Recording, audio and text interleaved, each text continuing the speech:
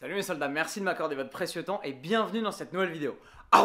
Aujourd'hui mes soldats, nous sommes le lendemain, le jour d'après, le lendemain du 10K, du 10,000 Calorie Challenge, le jour où j'ai claqué 10 000 calories. C'était hier, nous étions le 23 mai, nous sommes aujourd'hui le 24 mai. Est-ce que vous voyez ça? Bordel. Et il est 10 h du mat. Ce qu'on va faire, c'est que je vais vous faire un petit check-up de mon physique. Tout de suite, on va se faire un update et ensuite, on va partir à la salle, je vais me peser parce que je n'ai pas de balance à l'hôtel. Et on va voir un peu déjà en termes de poids ce que j'ai et quelle est la différence entre hier et aujourd'hui.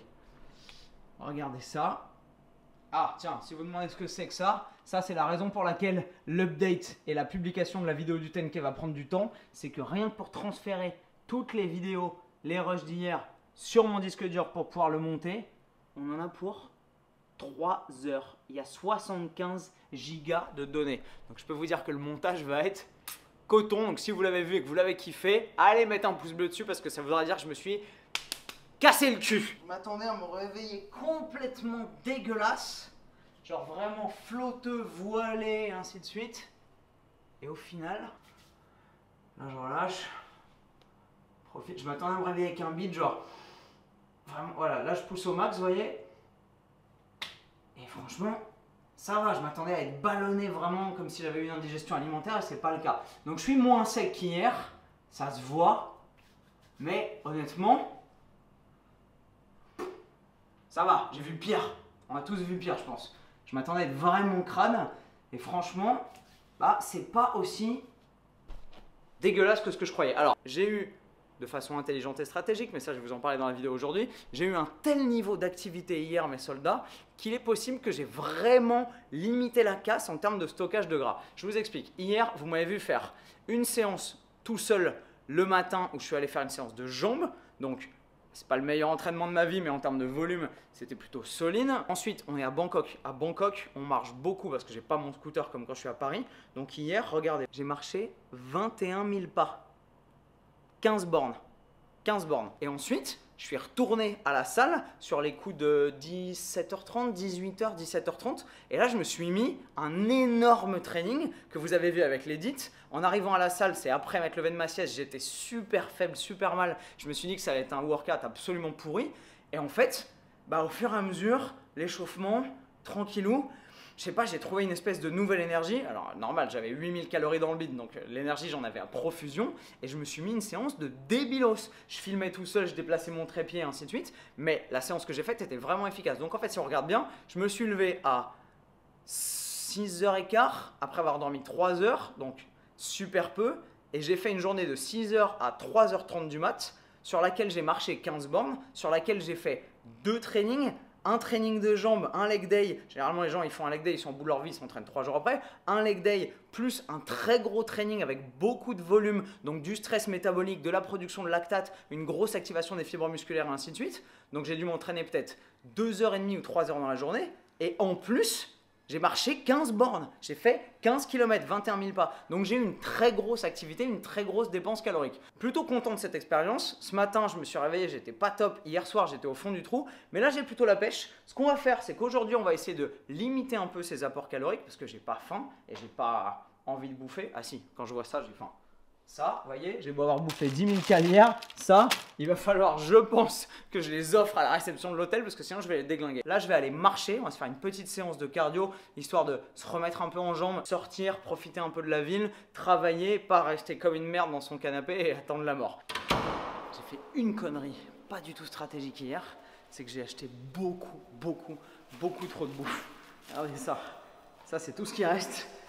J'avais un peu mal anticipé. Ce qu'on va essayer de faire, c'est que je vais essayer de les donner et à la réception, pour voir s'ils en veulent, et à la salle de muscu, pour voir si des mecs dans une salle de muscu veulent bien accepter des Haribo, des M&M's Crispy, des Kinder Bueno, et ainsi de suite. Si j'étais à Paris, je ferais un giveaway, je dirais à des abonnés de venir les récupérer, mais là, je suis un peu loin pour vous envoyer des M&M's. Thank you. Do you want some? Yeah, go for it. Go for it. A lot of things. It's M&M's, peanut butter, Kinder Bueno. Take what you want. Huh? Take, huh? Yeah. Just choose. Cool. Hey guys. Yesterday I bought so many candies. I'm not gonna eat them. So if you want some. Leave it here? Yeah, I bought like 5 kilos of M&M's and so on, and I'm not gonna eat them. Okay, you want me get to so many. Yeah. Okay. Take it and Okay. use it for Thank you. you so much. You're welcome. Very It's cool. cheated. Bon, moi je crois que ça leur a plu. Elle m'a dit cheat day. Voilà comment on se débarrasse de 2 kilos de Haribo. 69 kg 900. 2 kilos de plus qu'hier. Ouais, c'est pas énorme. C'est pas énorme. Je pensais beaucoup plus. Si c'est 2 kilos de gras par contre, là c'est énorme. Il est là. Voilà mes soldats, donc on va juste se faire un peu de cardio. Est-ce que c'est de l'espagnol? Non. Pour brûler un peu tout ce carburant qu'on avait en stock et qu'on a toujours en stock depuis hier. Je vais simplement me mettre sur le tapis peinard, marcher à 5 à l'heure avec un petit peu de pente. Je pense qu'on va marcher une demi-heure, tranquillou, histoire de faire circuler un peu le sang, cramer un peu de calories. Et à 11h, on va rentrer à l'hôtel et bosser. Are you Mr. Anthony? Oui, c'est moi. Mais attendez, on n'est pas à Paris là. On est encore à Bangkok. Bougez pas. Voilà mes soldats, cette fois-ci on est à Paris, bienvenue à la maison. Ce qu'on va faire c'est qu'on va en profiter pour changer de t-shirt et puis on va changer de casquette aussi. Et je vais vous expliquer ce qu'on fout là. J'ai eu beaucoup de trucs à faire sur les 2 derniers jours. On a été à Bangkok et malheureusement avec le boulot qu'on a eu et les aléas du voyage évidemment, j'ai pas eu le temps de finir. Ce qui fait que je vous ai emmené avec moi dans ce petit voyage et dans l'espace parce qu'on a fait 10 000 km, boum, simplement avec une petite transition. Et dans le temps, parce que étant rentré à Paris, j'ai eu beaucoup de fatigue, beaucoup de travail en arrivant, pas mal de trucs et d'imprévus. Et ce qui fait qu'on avait commencé cette vidéo le 24 mai, le lendemain du 10K, souvenez-vous, et que nous sommes maintenant le 3 juin. Est-ce que le focus fonctionne?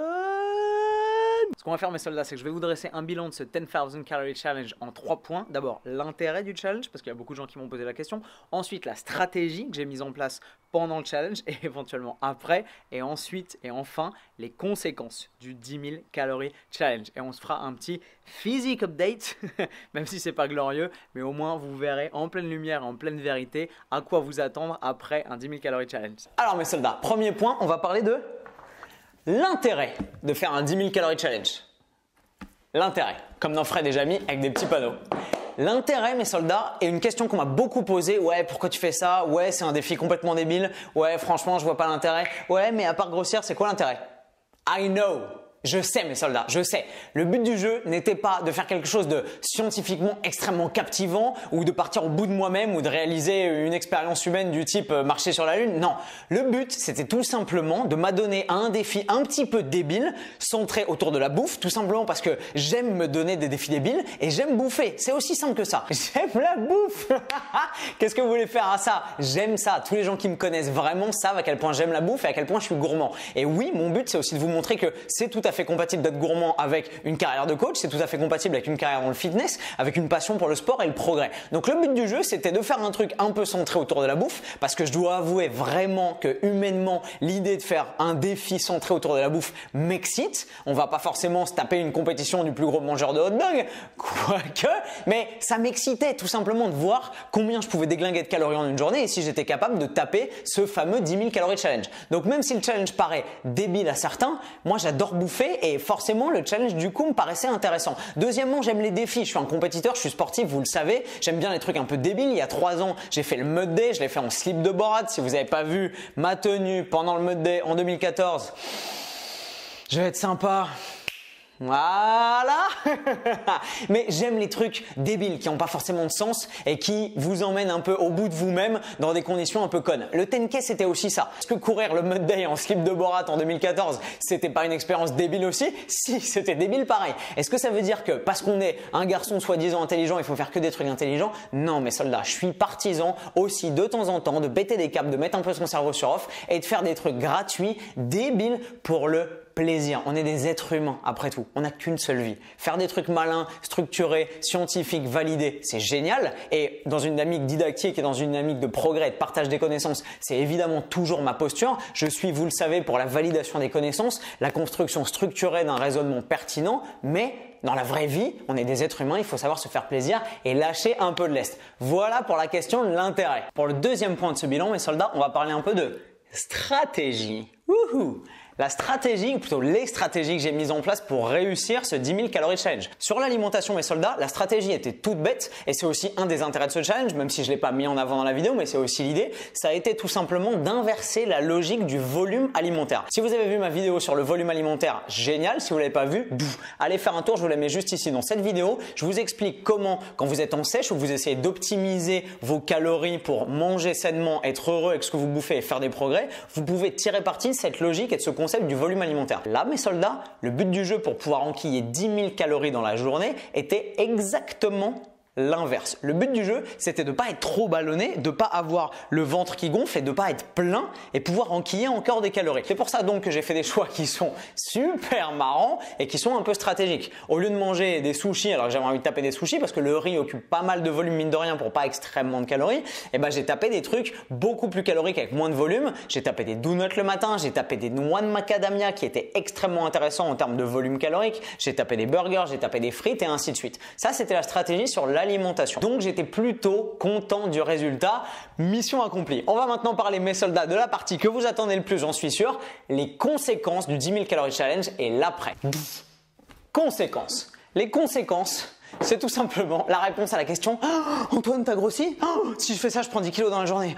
Il ressemble à quoi tes abdos après ?» Les conséquences sont dramatiques, mais humainement, elles sont hyper intéressantes. En termes de sensations, c'est pas la meilleure chose à faire, je vous le recommande pas. C'était très cool sur le moment parce que j'avais l'esprit du défi et que j'avais envie d'arriver au bout et de passer la ligne d'arrivée. Sauf que après, j'ai passé la pire nuit de ma vie et franchement, c'était un enfer. En termes de body fat et de répercussions sur ma masse grasse, c'était pas glorieux. J'ai pris 2 kilos, je m'attendais à en prendre beaucoup plus. Je m'attendais à être le lendemain matin à plus 4, plus 5, plus 2 kilos sur la même balance. Franchement, c'était très raisonnable. Après, évidemment, si c'est 2 kilos de gras, c'est beaucoup plus embêtant. J'étais un peu plus voilé, j'étais un peu moins dessiné, j'étais un peu moins esthétique, mais forcément, c'est le jeu. On bouffe 10 000 calories sur une journée, fallait pas s'attendre à des miracles. Ce que je vous propose, mes soldats, plutôt que de vous faire un bilan avec des calculs, c'est ce que je voulais vous faire maintenant, mais je pense que cette vidéo est déjà suffisamment longue et j'ai pas envie de vous finir. Ce que je vous propose, c'est que mon pote Nevin, que vous avez vu et que vous connaissez bien sûr, mon associé, avec qui je suis en train de créer ma formation qui sortira en septembre, a écrit sur son blog qui est génial, qui s'appelle Fitness Logic, un article sur les conséquences du 10 000 calories challenge et il a fait une étude de cas sur la façon dont je me suis alimenté et les répercussions que ça a eu. Et pour ceux que ça intéresse, les conséquences physiques sur ma prise de poids, la montée de ma glycémie, le stockage des graisses et ainsi de suite, je vous mets le lien de son nouvel article qui vient juste d'écrire et qui est en ligne sur le site Fitness Logic. Allez le voir, c'est vraiment bien écrit, c'est intéressant, c'est structuré et vous avez du coup toutes les références scientifiques nécessaires pour savoir comment mon corps a métabolisé et utilisé ces calories-là. Ce dont j'ai envie de vous parler maintenant pour finir cette vidéo, c'est l'envie de bouffer que ça m'a déclenché par la suite. La stratégie que j'avais prévu de mettre en place, c'était tout simplement de bouffer mes 10 000 calories sur ce jour-là et ensuite le lendemain et les jours d'après, de réduire mes calories. Le lendemain, j'avais prévu de faire ce qu'on appelle un PSMF, un Protein Sparing Modified Fast, qui est une technique que j'utilise avec beaucoup de mes clients et que je vous détaillerai dans ma formation de septembre. Si vous la connaissez pas, je vous en parlerai en détail, vous en faites pas, qui consiste tout simplement à réduire son apport calorique sur la journée au strict minimum nécessaire et optimal, qui est les protéines, tout bêtement. Le problème, c'est que j'avais pas anticipé toutes les modifications comportementales et les modifications vraiment psychologiques dans lesquelles ça allait me bousculer. Sur le papier, si j'avais mangé mes 10 000 calories et après 1000 ou 1200 calories uniquement des protéines dont j'avais besoin le lendemain et un petit peu plus de calories mais toujours moins que mon niveau de maintenance le jour d'après et ça sur 2-3 jours, j'aurais parfaitement pu réguler, je pense, la situation. Le souci, c'est que le matin même quand je me suis levé, j'avais pas trop faim et j'ai vu les Haribo qui restaient. Je me suis dit ok, il faut que j'apporte tous les bonbons à la réception pour m'en débarrasser. C'est ce que j'ai fait. Ça m'a enlevé l'envie de bouffer n'importe quoi de la tête pendant 1 heure, 1 heure et demie, 2 heures. Et ensuite, quand l'heure de midi est arrivée, j'avais envie de tout défoncer à nouveau. Pourquoi, vous allez me dire, le mec a bouffé 10 000 calories, pourquoi est-ce que tu auras encore faim? Tout simplement parce que dans mon cerveau de débile, j'avais ouvert une espèce de vanne et fait sauter une soupape de sécurité. Moi qui m'étais alimenté super bien, Vous m'avez vu bouffer, je le sais, des galettes et des crêpes au Nutella avant. Mais disons que j'avais tenu mes calories et que j'avais optimisé mon alimentation en fonction de mes besoins. J'étais arrivé sec, vous l'avez vu au début du challenge, je suis plutôt pas mal, je présente bien, j'étais à un bon niveau de forme et j'ai eu une bonne hygiène de vie pendant que j'étais en Asie. On a beaucoup travaillé, je me suis bien entraîné, j'ai bien dormi et ainsi de suite. Donc j'avais tenu cette hygiène de vie là pendant quasiment 1 mois et demi et ensuite sur une journée, bouffe à volo, 10 000 calories, youhou, YOLO, on n'a qu'une vie et bouffons tout et n'importe quoi. Du coup le lendemain, même si ce que j'avais prévu c'était de réduire mes calories et de pouvoir me contenir, ça a été impossible parce que je suis toujours aussi gourmand et que le fait d'avoir ouvert la vanne aux calories, je me suis dit ouais, c'est pareil, c'est pas grave, on n'est pas à 1000 ou 2000 ou 3000 ou 4000 calories près. Sur le coup, vous dites pas ça, vous dites ouais, j'ai bouffé 10 000 calories, je peux bien bouffer un petit paquet de Haribo de 30 grammes, vous en bouffez un. Et le sucre appelle le sucre, vous en bouffez un deuxième. Et à midi, vous arrivez devant un resto, vous dites bah qu'est-ce que je vais aller taper une salade. Oh, et puis c'est le dernier jour à Bangkok, donc il faut qu'on en profite. Oh, il y a des pancakes, oh, il y a ça, oh, il y a telle plat thaï que j'ai pas goûté. Oh, il faut absolument que je goûte ça et ainsi de suite. Et du coup, sur ce jour-là, cette fameuse journée du 24, le lendemain du 10 000 calories challenge, j'ai dû claquer peut-être 6 000 calories, un truc comme ça. Et le lendemain, en arrivant à Paris, j'étais fatigué, j'étais au fond du trou, j'en avais marre, décalage horaire et ainsi de suite. Et j'ai bouffé à l'aéroport, j'ai bouffé dans l'avion, j'ai bouffé en arrivant chez moi, j'ai dû claquer encore 4 ou 5 000 calories. Et du coup, ça n'a pas été facile, mes soldats, de se remettre dans ce que les anglo-saxons appellent the swing of things. Se remettre dans une dynamique normale, revenir à ses habitudes, à son contexte général et refaire les choses normalement. C'est pas simple. Quand vous avez eu le droit de vous taper un joker, de vous taper 10 000 calories, revenir à manger 2004, 2500, 2600 calories et optimiser son volume alimentaire, manger des légumes, boire de l'eau et ainsi de suite, c'est chiant, tout simplement, c'est relou. On a envie de se sentir un peu libre et de continuer à être un peu en vacances vis-à-vis de ses habitudes alimentaires classiques et du coup, gros panda. Ça, c'est pour les conséquences psychologiques, mes soldats. Est-ce que je regrette d'avoir fait ce challenge pour autant? Absolument pas. Je suis ravi d'avoir pu le partager avec vous. J'avais très envie de le faire. Honnêtement, j'ai cassé les couilles de mon pote Nevin pendant à peu près 1 mois vraiment avec des idées tous les jours de ce que j'allais bouffer, comment j'allais organiser ma journée, les trucs que j'avais envie de déglinguer, je prenais des notes et ainsi de suite. Donc je ne me voyais pas ne pas le faire et je suis ravi de l'avoir fait. C'était humainement et sportivement parlant une expérience quand même hyper intéressante. Pour ce qui est dernier point des conséquences physiques, forcément comme j'ai bouffé de la merde sur les jours d'après, j'ai pris un peu de poids, j'ai voilé, j'ai mis un peu de graisse, j'ai grossi un petit peu. Est-ce que c'est dramatique? Non, honnêtement, on s'en fout. Ma valeur n'est pas déterminée, vous le savez, par le nombre d'abdos apparents que j'ai ou par le détaillé musculaire de mes triceps. C'est bien si j'ai un corps qui peut vous inspirer, c'est génial. Si je peux vous claquer des photos sur Instagram qui vous font un peu rêver et qui vous amènent à vous dépasser, c'est super. Mais le but du jeu pour moi n'est pas d'être à 8% toute l'année. Je vous fais un petit update. Ça fait longtemps qu'on n'a pas fait un update dans ce salon à Paris de ma petite condition physique 2 semaines après le 10K Calorie Challenge du coup. C'est parti. On va baisser un peu l'angle de la caméra que vous fassiez une idée.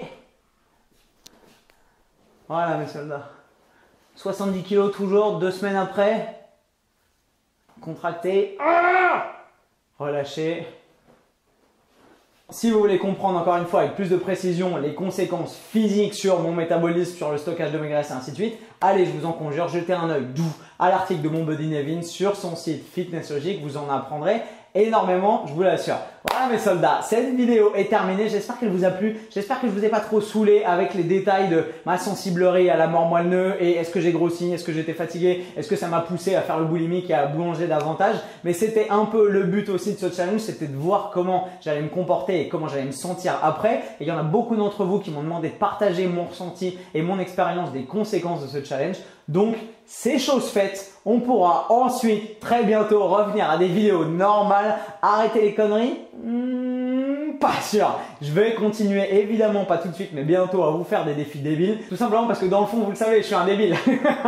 J'aime faire des trucs un peu inutiles et comme le disait Cyrano de Bergerac, c'est toujours bien plus beau lorsque c'est inutile. Je vous quitte sur cette magnifique citation d'Edmond Rostand. Je vous aime fort mes soldats et je vous retrouve dans notre prochaine vidéo avec le sourire et comme d'habitude, vous le savez, plus fort et plus fou. Bam!